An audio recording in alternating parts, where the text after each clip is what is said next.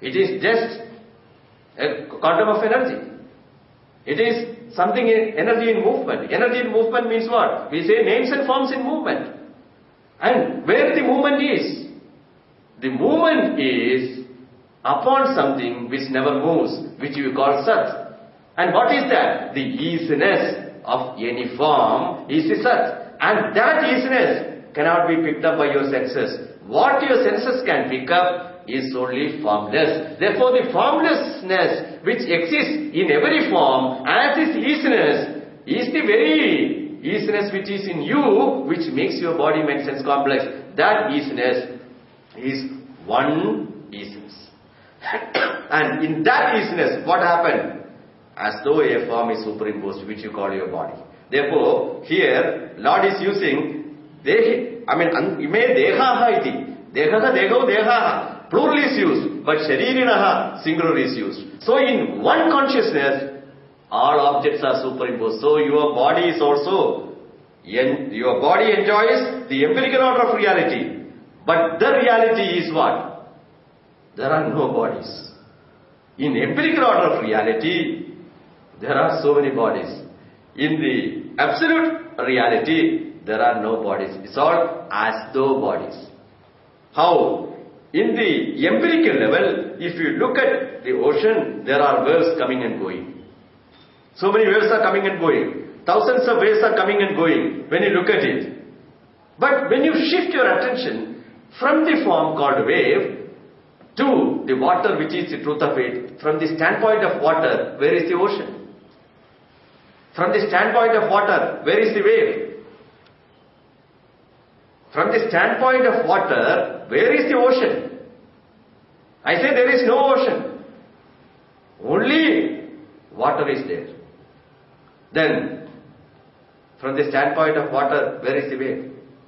So too, from the standpoint of existence, which is free from time, space, forms, from that standpoint, all these bodies are what? It enjoys a form and it enjoys a function, but more than that, it is coming and going. The way waves are coming and going, your body is also coming and going. But the one who is indwelling in this body, that isness, awareness, consciousness, reflected upon that given form, then the entityhood is born. That entityhood, you call it as Jiva.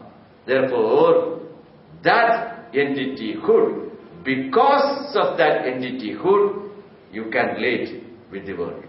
So, this consciousness, which is the truth of what? Truth of the one who is sitting and listening to this. It is the truth of the one who is picking up these words. Because there is an identification consciousness has got with this body, mind, sense complex. The moment there is an identification consciousness has got with body, mind, sense complex, the sense of I am is born. That sense of I am is born. It is Ishvara's identification. That sense of I am is born, it is Sahajam. It is Ishvara's identification. Then where the sense of limitation comes.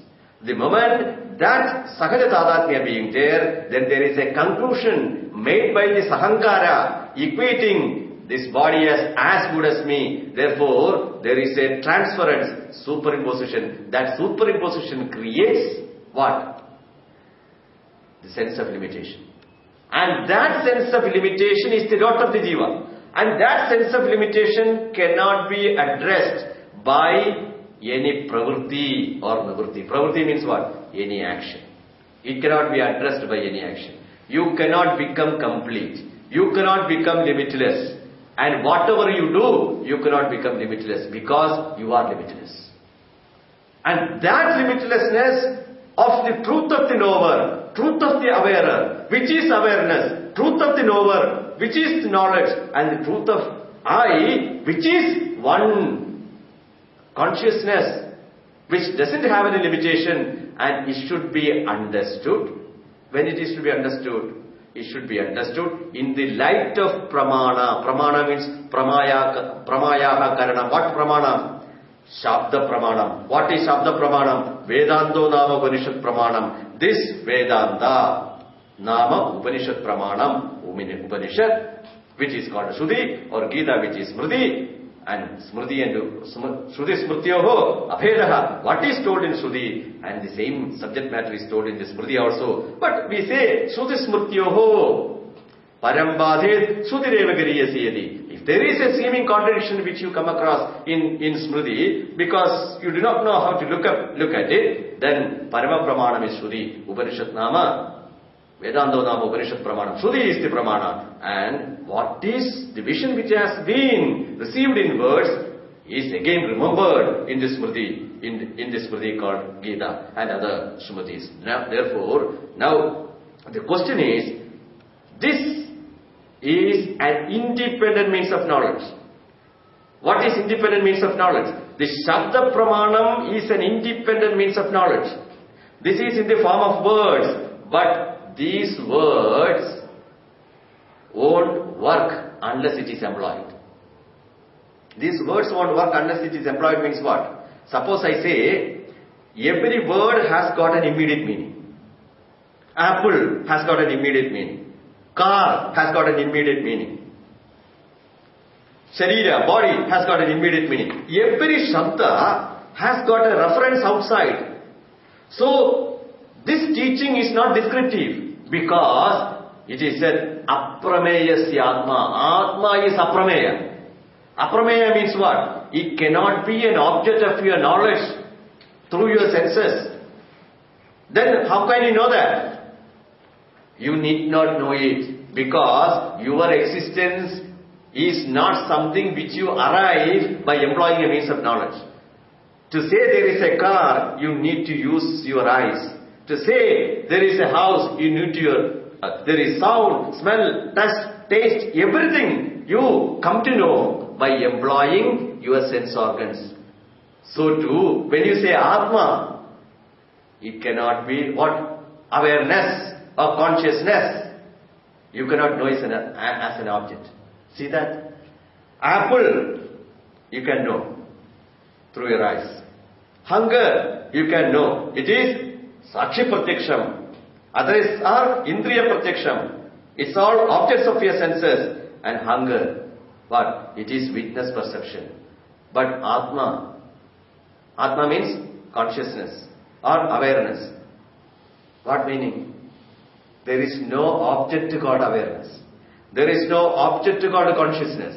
Then, whenever you come across anything, it is always formless consciousness. It is always formless consciousness. Any object, it is always that object plus its easiness. Any object as a form, when you cognize, it is an object plus its easiness. Chair. Suppose I say chair. You close your eyes and see what's happening. In your cognition, if the cognition of that chair would have happened in your mind, there would have been the form of chair plus consciousness. And what is the distance between that form of chair plus consciousness? Distance is zero. Therefore, that form is there, consciousness is there. You remove the form, still consciousness is there as I. That's why apple, then apple form plus consciousness. Mountain form plus consciousness. River form plus consciousness. Therefore, when you see, then you see it inside. Every seeing outside, he is seeing it inside. Unless you have a form which is illumined by consciousness, how can you enjoy this empirical order of reality? When you see something outside through your senses, it is not through your senses you are seeing it in you. Therefore, when it is seen, it is known through your vritti. Vritti is nothing but form. And that vritti, that form is illumined by consciousness. When you remove all the forms from consciousness, consciousness is as what? As I am. Not as a given form. It is free from this form called I. But you cannot know it. When you say I am, that I am is born out of Sagaja Tadatmya. Consciousness has with body, mind, sense complex. There is no problem with that. But your conclusion that I am this body is the problem. The Sagaja Tadatmyena, the Upadhi which is given, which has been made effulgent by consciousness, there is no problem. The problem is equating your body with yourself. Then the problem comes. That is your own creation, your own lot. That's why the Sahaja Tadatmya, because of the body mind sense complex, there is Sahaja Tadatmya, it is made conscious. That is not the problem. The problem is your own conclusion.